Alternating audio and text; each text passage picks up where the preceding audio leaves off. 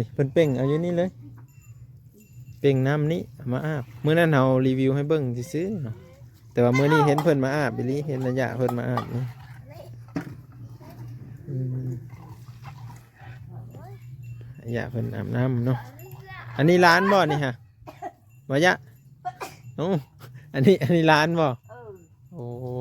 ร้านอันนี้ก็ร้านผู้หญิงเด้อันนี่ผู้น้อยนี่ร้านคือกันโอ้เพิ่นมาแต่ถ่ายอีกเพิ่นบ่ป้าบ่าวเพิ่นกระดูได้ทุกคนพุ่นหากบหาเขียดเลย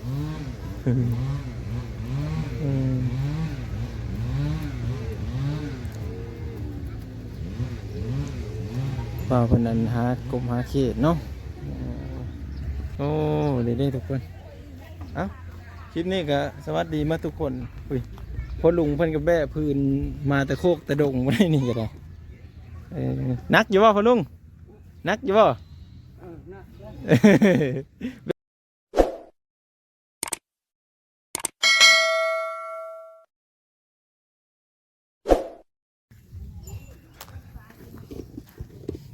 สวัสดีพี่น้องสวัสดีFCมาทุกคนเด้อพี่น้องเด้อเมื่อนี้พาเบิ่งวิถีชีวิตชาวบ้านเขาก่อนเนาะบางทีจะมีคนอยากเห็นเนาะอีกมุมหนึงของบ้านอาบน้ำวะยะโอ้ยาอาบน้ำทุกคนถ่ายหน่อยเด้อโอ้คักเนาะอาบน้ำแบบบ้านๆเลยเด้นี่โอ้นี่เพิ่นเป่งเอาอยู่นี่เลยเป่งน้ำนี้มาอาบเมื่อนั้นเรารีวิวให้เบิ่งซื้อๆเนาะแต่ว่าเมื่อนี้เห็นเพิ่นมาอาบบิลลี่เห็นระยะเพิ่นมาอาบนี่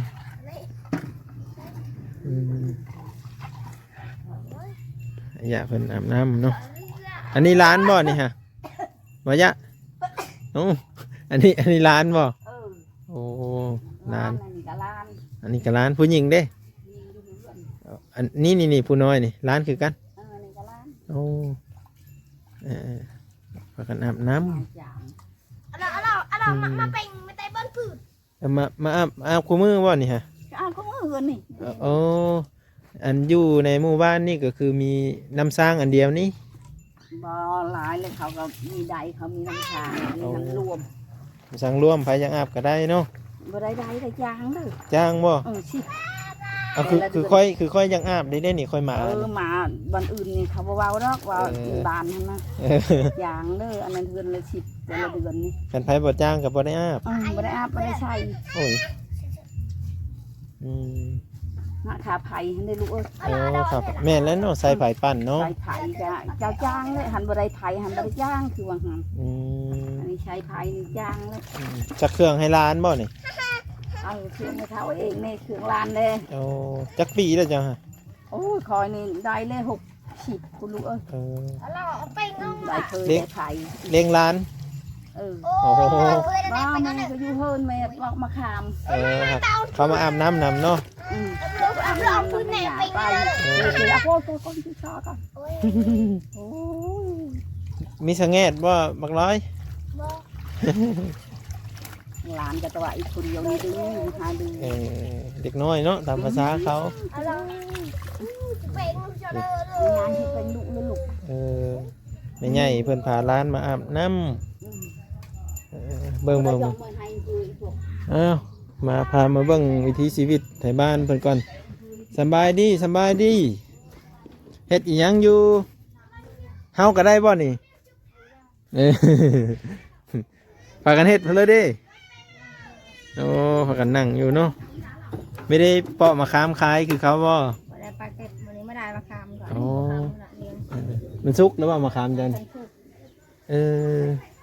มะขามแม่ป้ากันยังไม่ทันสุกเหมือนพี่น้องเนาะบ้านอื่นนะเพิ่นพากันปอกมะขามเนาะเหือนหลังอื่นเนาะอันนี้มะขามส้มบ่แม่ป้ามะขามส้มพี่น้องไม่ได้เห็ดนาแซงว่าจังฮะไม่ได้เห็ดยันว่าไปเห็ดนาไปตะเดียวเก่าโอ้อยู่นาโคกเนาะข้าวสาวไปกินหมดแล้วข้าวสาวได้เป็นกลุ่มมีเฮิงเนาะแม่แน่ทุกคนเลยอันนี้เฮ็ดเพื่ออะไรเนี่ยโอ้เฮ็ดเตียงไว้นั่งเย็น อยู่จะคนอยู่เหินนี่ฮะ หาคน โอ้ ตาม มีลูกไผ่ลูกเคยมาแล้ว หมอ ไม่มีแต่ลูกชายเอา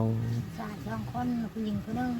เอาโพมาแล้ว ยังทำยังน้อย อ๋อว่าอันน่ะลูกชายเอาเมมาแล้ว ยัง ยังแม่ป้าเพิ่นอยู่บ้านนี่คือกัน อันนั้นน่ะข้อยังซั่น ขอไก่ตายมาเร็วไก่ก็เลยไปโตค่ะ เออโอ้ภาคเฮาเนาะ โตเลย คันภาคเฮาเนาะโอ้ยหยาเด้อทุกคนโอ้โง่หลายบ่นี่คือเห็นขี้โง่เต็มอยู่ มีมาตันโกนทำมาเลี้ยงให้พี่ โอ้ เจ้าเขามีหมดแล้วก็มาเลี้ยงให้พี่ อืมหลายโตได้นี่เนาะอืม ไปโตมาโต โอ้พี่น้องเอ้ยบ่อนที่บ่ว่างว่าเหินเพิ่นเฮ็ดหัวคักอะไรอย่างใดทุกคนเนาะ มีดินมันแค่นี้แหละดิน เออเพิ่นปั่นให้บ่ดินอันนี้ น้ำเขานี่ พอบ้านปั่นให้บ่ บ้องเงินน้องเขาพอน้ำเขาพอปลูกเงินเขาให้เลย เออเจ้ากับคนบ้านนี้เลย ขอหันเงินน้องกับแม่บัวเลย แม่อาบัว แม่บัวน่ะ แม่อาบัวพ่อบัวฮะ เอา น้องเขาแหละนางพื้นที่เนี่ย เออ เอาบัวอยู่ที่ มาเอาพ่ออยู่สลิจักปีแล้วจะมาอยู่พี่ ผมไม่ได้ เออหลายปีแล้วเนาะ กับอันนั้นไม่เจ้าอาจรก็มาคอยพักวันใหญ่แล้ว อืม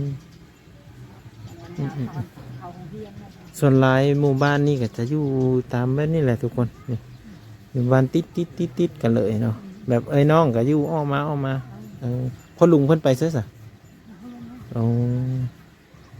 เย็นคักเนาะตารางนี่อันนั้นก็เป็นเฮือนนั่นลุงที่บ่านงเพิ่นมานั้นทุกคนก็อยู่ใกล้กันติดกัน อันนั้นเพิ่นมีอยู่บ่มื้อนี่ ใบจันทร์ โอ้ไว้จัดชั้นอยู่ในบ้านนี่เฮ็ดบุญกองเข้าแล้วบ่ อย่าง เออ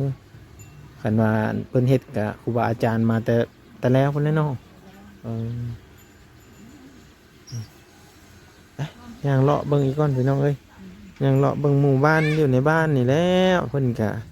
อาบน้ำอาบไหนเนาะว้าโตมันแดดแบบนี้อาบน้ำก็เย็นคักเด้ทุกคน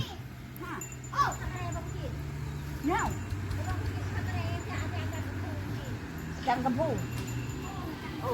จันกระพูเมื่อจันกระพูที่เถยลูกชิมเถยฉัน เพิ่นละตาย บันอะไรบันตะปู บ้านตันโกนบ้านตันโกนตายเออ บันตะปูตายกับพี่น้องเร็วมาแล้ว โอ้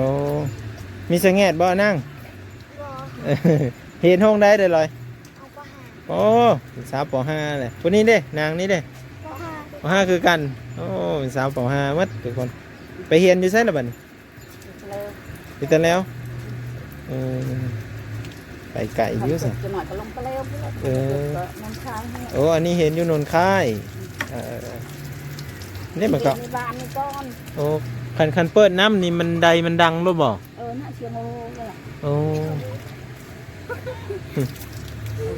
จันกระพูไฟดีกินหนี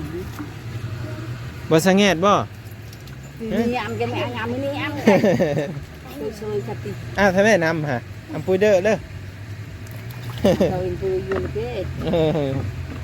เป็นว่าลิ้นก้อนนะท่าน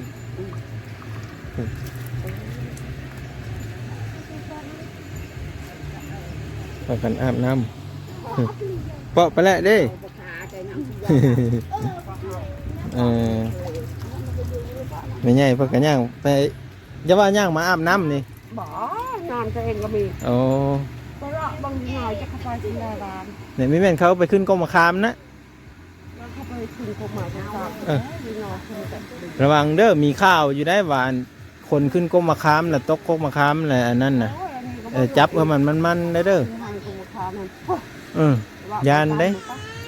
เห็นอยู่เขตอื่นผู้ดอกบ่ทันได้มาฮอดเขตเฮาดอก พี่ยังบางลางให้ประหารมันแข็งตาย ว่าบ้านอื่นเหรอ นั่นแหละยานมัน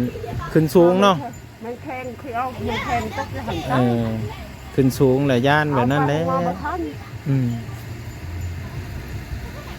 จักไปทำลายทำยาไปเหนื่อยไปเขาเรียนไป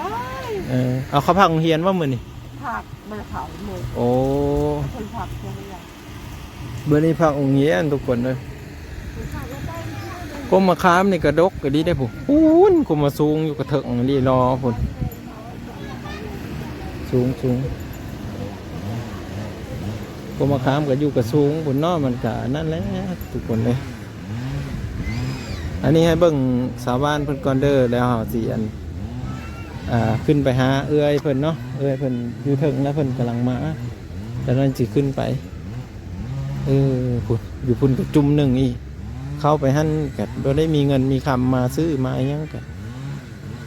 ยากทุกคนเอ้ยเนาะเพราะว่าเพิ่นขายเครื่องขายของนี่อันนี้เฮือนเพิ่นอันนี้ก็เป็นพี่น้องกันแหละกับลุงดอนนะเนาะเฮือนติดกันลุงดอนตะกี้เพิ่นก็อยู่นี่แล้วเพิ่นย้ายเอาไปอยู่หั่นกับกับร้านเนาะแต่บ่ฮู้ว่าเพิ่นนอนอยู่หั่นบ่นะเพราะว่าในเด็กเพิ่นออกมาเลย สวัสดี โอ้สาวเพิ่นนั่นอยู่เฮือนเนาะโอ้เฮ็ดหยังอยู่เนาะ นี่เจ้าเป็นลูกลุงดอนร้านไผ่โอ้เป็นร้านไผ่ทุกคนคนนี้เป็นร้านไผ่ลูกลุงผู้นี้ไปเอาเพื่อนนี้ เจ้าเป็นคนบ้านนี้วะมันเอากระลังนนค่ายโอ้โหเพิ่นอยู่บ้านนี้ทุกคนอันนี้คือบ้านปะโก้ยแต่พี่น้องเด้อหน่อยเนาะนะตรงนี้แหละเพิ่นเป็นคนบ้านพุ่นแล้วเพิ่นมาอยู่พี่ทุกคนเลยมาอยู่บ้านโพเนาะเพิ่นอีกอย่างหนึ่งก็คือมาสู้โพอันนั้นเนาะมาอยู่ในพ่อปู่แม่ย่าซั่นสิจะน่าสิพาไปเบิ่งเนาะสาวบ้านนี่สิลายบ่อันนี้เป็นมีเด่นนี่ผู้นี้เป็นโพบ่ผู้นี้โอ้ดุขนาดเนาะเบิ่งคนแบะพื้นโดนบักใหญ่ๆเลยว่านี่เป็นแบะพื้นมาแต่ป้าพุ่นเด้อทุกคนได้เพิ่นเลยแน่เด้น่ะโอ้หาเขตเบิ่งมาส่องเบิ่งแน่โอ้เพิ่นมาอันน่ะแม่นเพิ่นมาแต่ไทยเพิ่นบ่ป้าบ่าวเพิ่นก็ดุเด้ทุกคนพุ่นหากบหาเขตเด้อ